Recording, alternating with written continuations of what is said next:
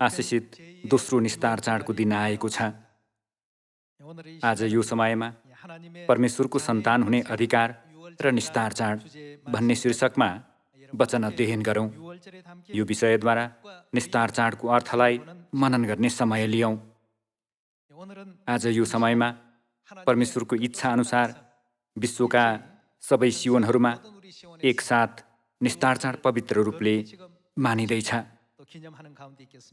आज दोस्रो निस्तार चाड हो।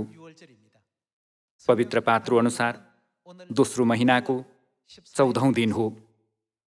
पवित्र पात्रो अनुसार पहिलो महिनाको 14औं दिन पहिलो निस्तार चाड हो, जुन हामीले 1 महिना अघि मान्यौँ। पहिलो निस्तार चाडपछि बप्तिस्मा लिएका अथवा कुनै विशेष कारणवश पहिलो निस्तार चाड मान्न नसकेकाहरूले आज दोस्रो निस्तार चाड मानिरहेका छन्। आज हामीहरूसँगै दोस्रो निस्तार चाडको अर्थ र महत्त्व के हो भन्ने बारे अध्ययन गर्न लागिरहेका छौँ। दोस्रो महिनामा मानिने निस्तार चाड र पहिलो महिनामा मानिने निस्तार चाडमा उस्तै प्रतिज्ञा समावेश छ।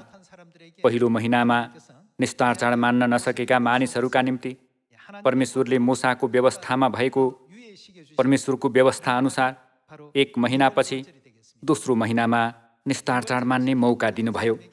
निस्तार चाड मान्ने सबैका लागि स्वर्ग राज्यको ढोका उघारिनेछ र अनन्त जीवन दिइनेछ भनेर परमेश्वरले प्रतिज्ञा गर्नुभएको छ अनि पाप क्षमा गर्ने प्रतिज्ञा पनि गर्नुभएको छ।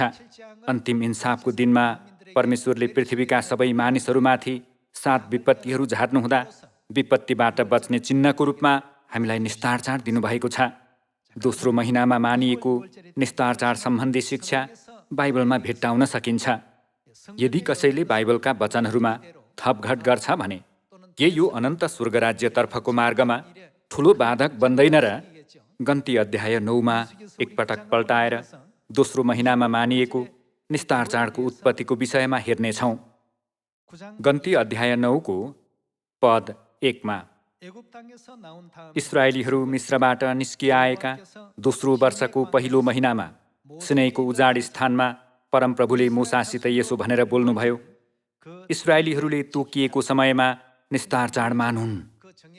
तिनीहरूलाई तोकिएको समयमा निस्तार चाड मान्नु भनिएको छ। पद 3मा यसै महिनाको 14औं दिनमा साँझमा तोकिएको समयमा तिमीहरूले यो मान्नु, त्यसका सबै नियम र विधि बमोजिम तिमीहरूले मान्नु, तब तिनीहरूले निस्तार चाड मान्नुपर्छ भनेर मूसाले इस्राएलीहरूलाई बताइदिए। तिनीहरूले सिनैको उजाड स्थानमा पहिलो महिनाको 14औं दिनको साँझमा निस्तार चाड माने। पहिलो महिना होस् वा दोस्रो महिना, दुवै पवित्र पात्रोसँग सम्बन्धित छ। यो न सौर्य पात्रो हो न त चन्द्र पात्रो, तर बाइबलको पात्रो अर्थात् पवित्र पात्रो हो नि।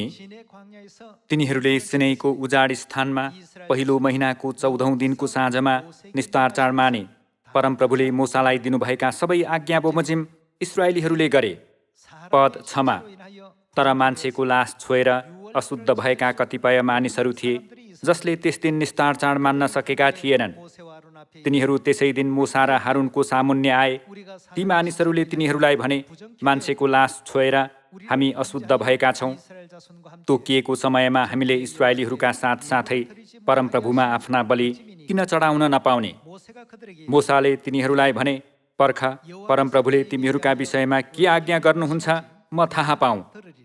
तब परमप्रभुले मूसालाई भन्नुभयो, इस्राएलीहरूलाई यसो भन्, तिमीहरूका परिवारमा मुर्दा छोएर कोही अशुद्ध भएको छ अथवा टाढा टाढा परदेश गएको छ भने पनि त्यसले परमप्रभुको निस्तार चाड मानोस्। कहिले मानुन्? दोस्रो महिनाको 14औं दिन साँझमा तिनीहरूले यो मानुन्। निस्तार चाड चाहिँ पवित्र पात्रो अनुसार पहिलो महिनाको 14औं दिनमा पर्छ। तर कुनै विशेष कारणवश निस्तार चाड मान्न नसकेकाहरूका निम्ति परमेश्वरले 1 महिनापछि दोस्रो महिनाको 14औं दिनमा निस्तार चाड मान्ने अनुमति दिनुभयो नि। पद 11मा दोस्रो महिनाको 14औं दिन साँझमा तिनीहरूले यो मानुन्, तिनीहरूले थुमा, अखमेरी रोटी र तितो साग समेत खाउन्। तिनीहरूले भोलिपल्ट बिहानसम्म त्यसबाट केही पनि बाँकी नराखुन्, त्यसको कुनै हाड पनि नभाँचुन्। निस्तार चाडको सबै नियमअनुसार तिनीहरूले मानुन्। तर जो मान्छे शुद्ध छ र यात्रामा पनि छैन, त्यसले निस्तार चाड मानेन भने त्यस्तो व्यक्ति निस्तार चाड मान्न कुनै समस्या वा कठिनाई नभए पनि निस्तार चाड नमान्ने व्यक्ति आफ्ना मानिसहरूबाट बहिष्कार गरियोस् भनिएको छ। परमेश्वरका प्रजाबाट बहिष्कार हुनु भनेको स्वर्ग राज्य जान नसक्नु भन्ने अर्थ होइन र? निस्तार चाडमा परमेश्वरको यस्तो आश्चर्यको प्रतिज्ञा समावेश छ। तर निस्तार चाड मान्न नसक्नेहरू स्वर्ग राज्यमा प्रवेश गर्न सक्ने छैनन्।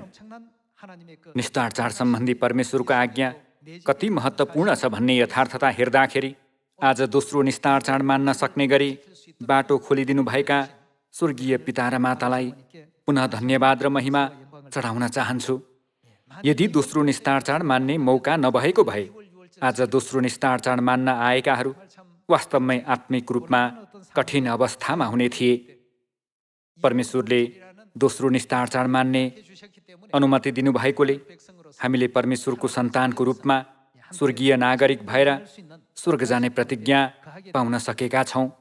पुरानो करारमा भेडा अथवा बाख्राद्वारा निस्तार चाड मानिन्थ्यो, तर नयाँ करारमा येशूज्यूले यस पृथ्वीमा आउनु भएर भेडा वा बाख्राको सट्टा रोटी र दाखमध्यद्वारा निस्तार चाड मान्नुपर्छ भनेर जानकारी दिनुभयो।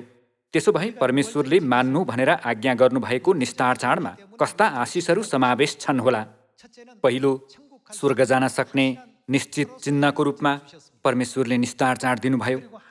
अनि हामीहरू परमेश्वरका प्रजा हौँ भने निश्चित गर्न सकिने चिन्हको रूपमा दिनुभयो। साथै निस्तार चाड मानेमा त्यो क्षणदेखि परमेश्वरलाई पिता र माता भनेर पुकार्न सक्ने सन्तान हुने अधिकार पनि परमेश्वरले निस्तार चाड मार्फत दिनुहुन्छ। निस्तार चाडमा यस्ता प्रतिज्ञाहरू समावेश छन्। यसकारण यदि कसैले परमेश्वरलाई विश्वास गर्छु भन्दै मण्डली गए पनि निस्तार चाड मान्दैन भने बाइबलको वचन जस्तै तिनीहरू परमेश्वरको प्रजा हुन सक्दैनन्, न त परमेश्वरको सन्तान नै हुन सक्छन्। यी कुराहरू हाम्रो आफ्नै जिद्दी हुन् कि बाइबलमा स्पष्टसित गवाही दिइएको यथार्थ हो भन्ने कुरा निश्चित गर्ने समय लियौँ। मत्ती अध्याय 26 पद 17 हेरौँ। अब अखमेरी रोटीको चाडको पहिलो दिन चेलाहरूले येशू कहाँ आएर भने, तपाईको निम्ति निस्तार चाडको भोज खाने प्रबन्ध हामी कहाँ गरौँ? चेलाहरूले येशूज्यूलाई सोधे। पद 18 उहाँले भन्नुभयो, सहरमा एकजना मानिस कहाँ जाऊ र तिनलाई भन, गुरुज्यू भन्नुहुन्छ मेरो बेला नजिक आएको छ, म आफ्ना चेलाहरूसँग तिम्रो घरमा निस्तार चाड मान्ने छु। येशूज्यूले यसरी जवाफ दिनुभयो। पद 19 तब येशूको आदेश अनुसार चेलाहरूले गरे र तिनीहरूले निस्तार चाडको प्रबन्ध मिलाए भनिएको छ। मूसाको समयमा भेडा अथवा बाख्रा लिएर निस्तार चाडको तयारी गरिन्थ्यो। अब नयाँ करारको समयमा निस्तार चाडमा के तयारी गरियो एकपटक हेरौँ। रोटी र दाखमध्य तयारी गरिएको दृश्य देख्न सकिन्छ। पद 26 हेरौँ। तिनीहरूले भोज खाइरहेको बेला येशूले के लिनुभयो? रोटी लिनुभयो र आशीर्वाद दिनुभएपछि त्यो रोटीलाई आशिष दिनुभयो। आशिष दिनुभएपछि उहाँले त्यो रोटी भाँच्नुभयो र चेलाहरूलाई दिनुभयो र भन्नुभयो, लेओ खाओ, यो के हो? मेरो शरीर हो भन्नुहुँदै निस्तार चाडको रोटी दिनुभयो। पद 27 हेर्ने हो भने तब कचौरा पनि लिएर धन्यवाद दिई, यहाँ भनिएको कचौरा निस्तार चाडको दाखमध्य भएको कचौरा हो। तब कचौरा पनि लिएर धन्यवाद दिई उहाँले तिनीहरूलाई यसो भनेर दिनुभयो, तिमीहरू सबैले यसबाट के गर भन्नुभयो? पियो भन्नुभयो। येशूज्यूले निस्तार चाडको रोटी र दाखमध्य खाओ र पियो भन्नुभयो नि। पद 28 किनभने यो नयाँ करारको मेरो रगत हो, जो धेरैका निम्ति पापको प्रायश्चितको लागि बगाइन्छ।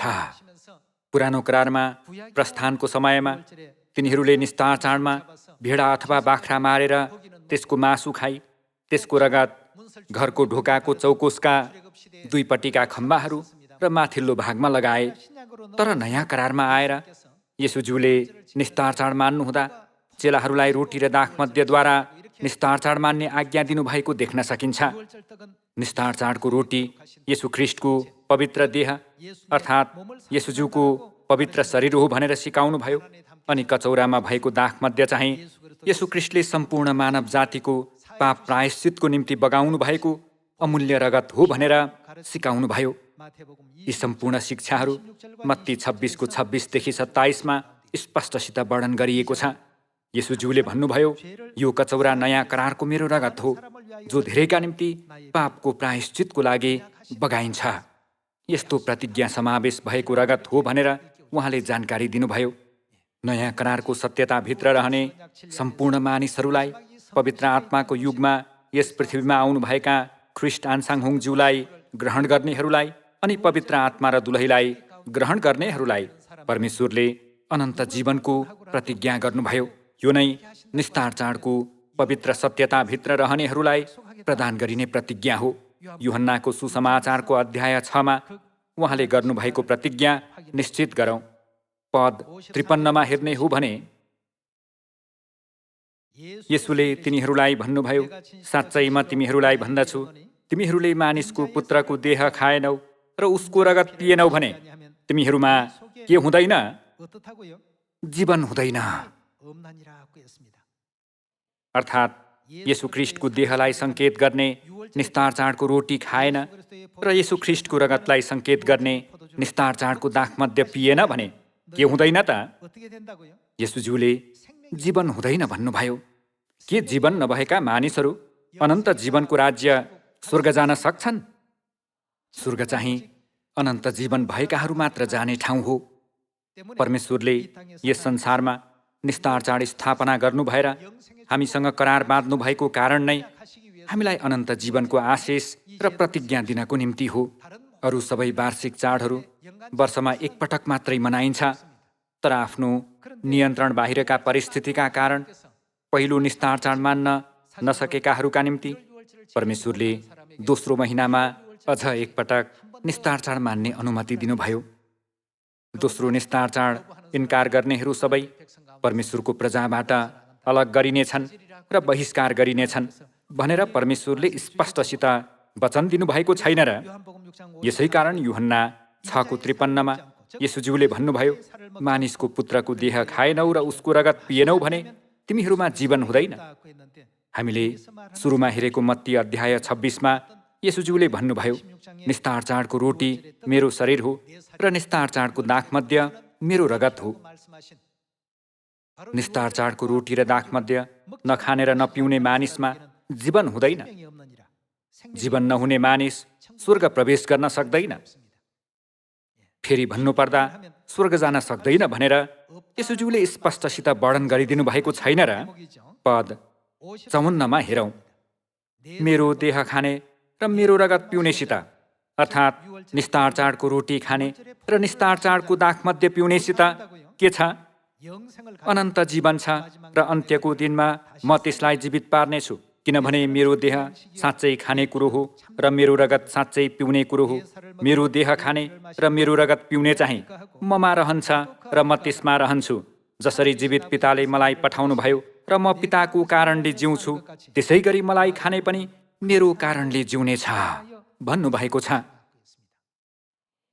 दाजुभाइ तथा दिदीबहिनीहरू, आज यो निस्तार चाडको रोटी र दाखमध्य केवल एक सामान्य रोटी र दाखमध्य होइन, तर परमेश्वरको प्रतिज्ञा समावेश भएको अत्यन्त महत्त्वपूर्ण धर्मविधि हो।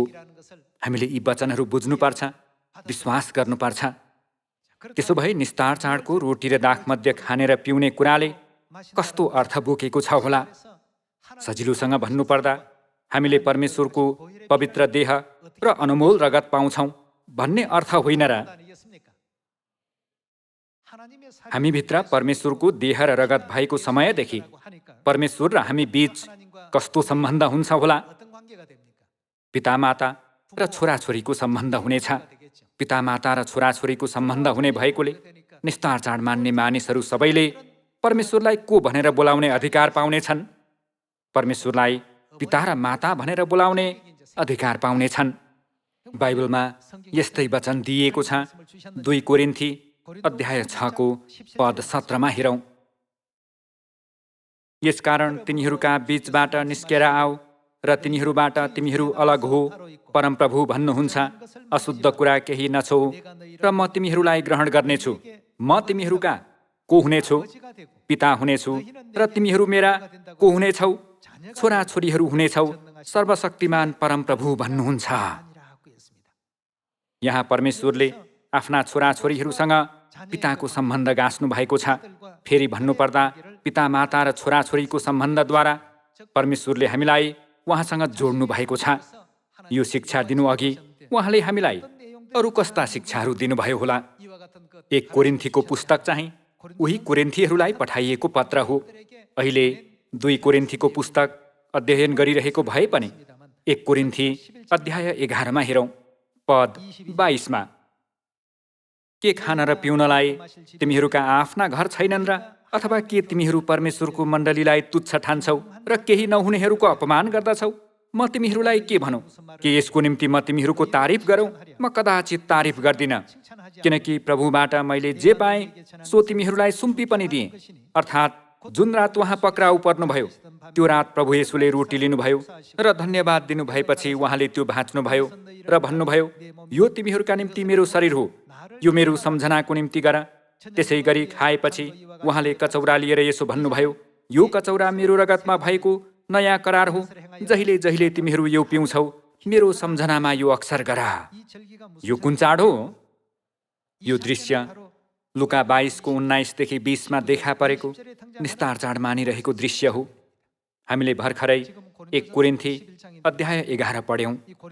2 कोरिन्थी चाहिँ कोरिन्थीहरूलाई 1 कोरिन्थी भन्ने पत्र पठाइएपछि दोस्रो पल्ट पठाइएको पत्र हो।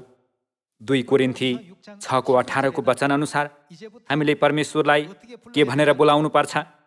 म तिमीहरूका पिता हुनेछु र तिमीहरू मेरा छोराछोरी अर्थात् सन्तान हुनेछौ भनिएको छ। परमेश्वरले हामीलाई उहाँको पवित्र देह र अनमोल रगत दिनुभयो।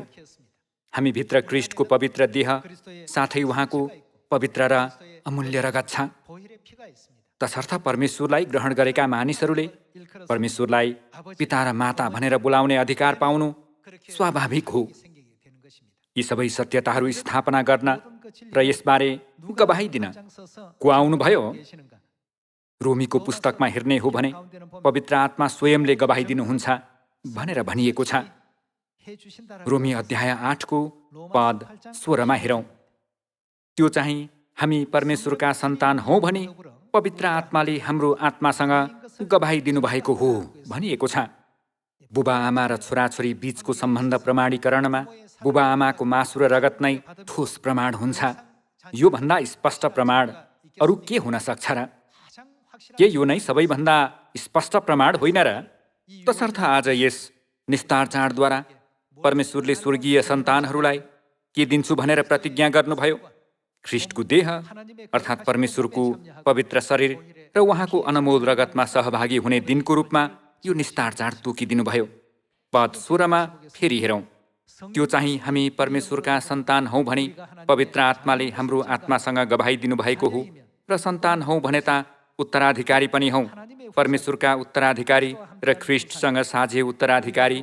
उहाँसँग दुःख भोग्छौँ भने त हामी उहाँसँगै महिमित पनि हुनेछौँ। म विचार गर्दछु कि हामीमा जुन महिमा प्रकट गरिनेछ त्यससँग वर्तमान समयका कष्टहरू तुलना गर्न योग्य छैनन् भनिएको छ।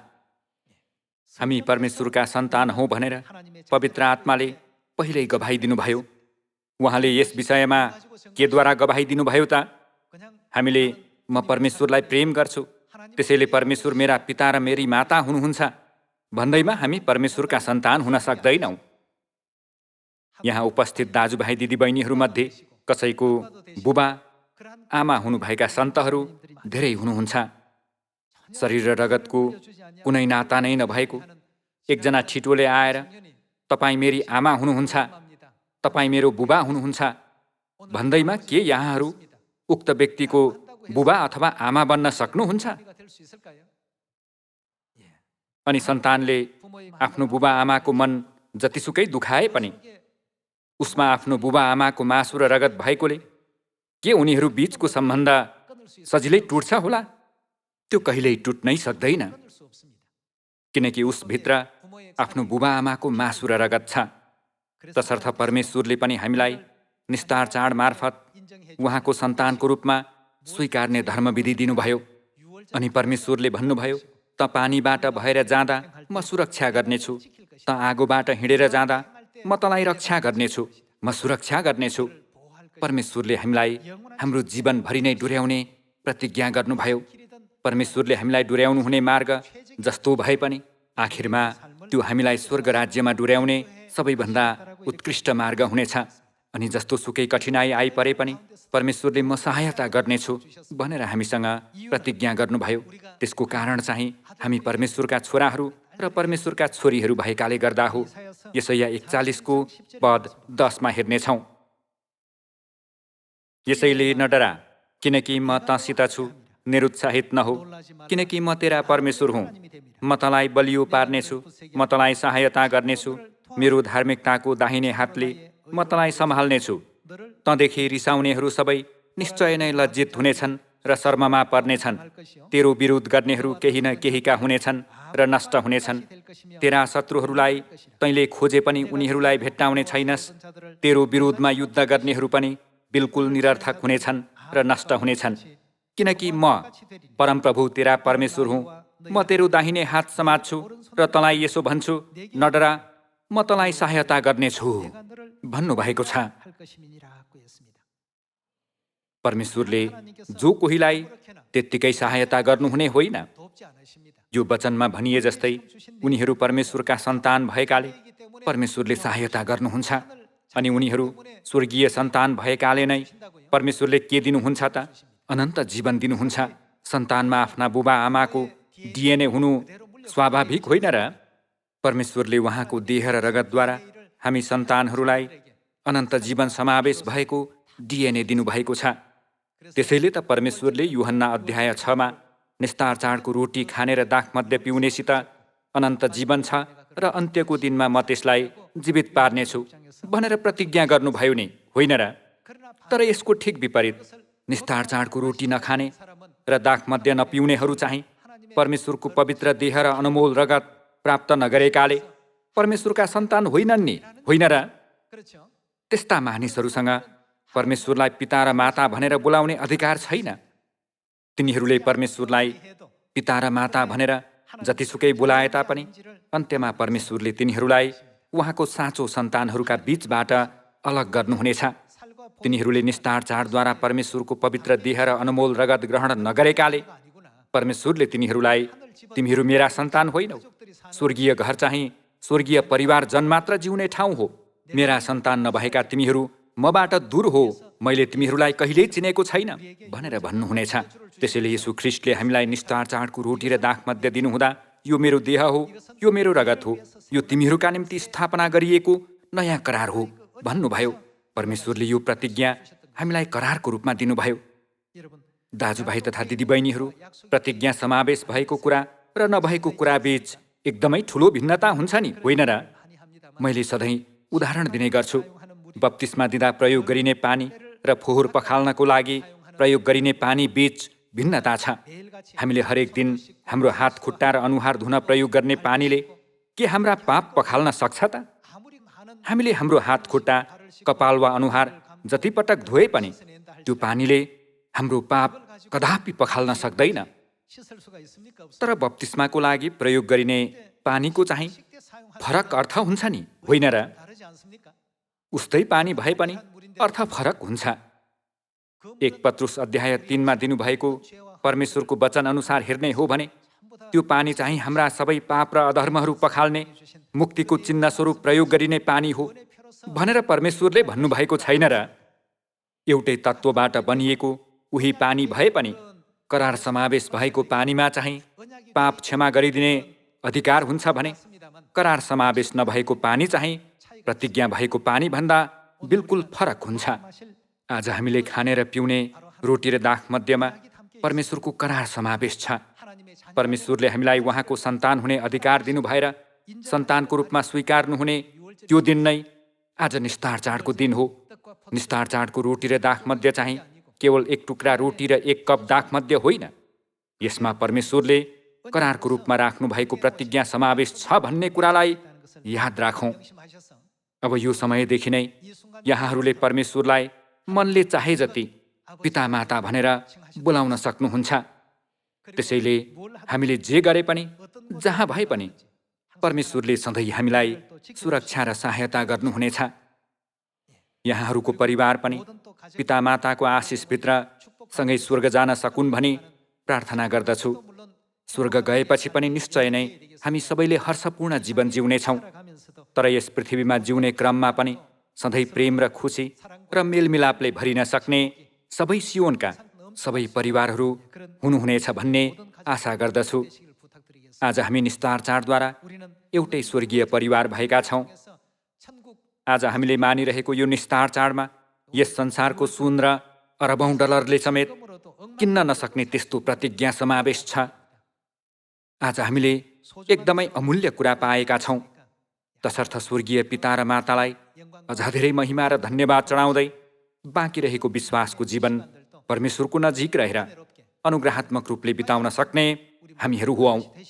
हामीलाई यस्तो अमूल्य आशिष प्रदान गर्नुभएका स्वर्गीय पिता मातालाई यो समयद्वारा पुनः एकपटक धन्यवाद र महिमा चढाउँदै आजको प्रवचन समाप्त गर्दछु।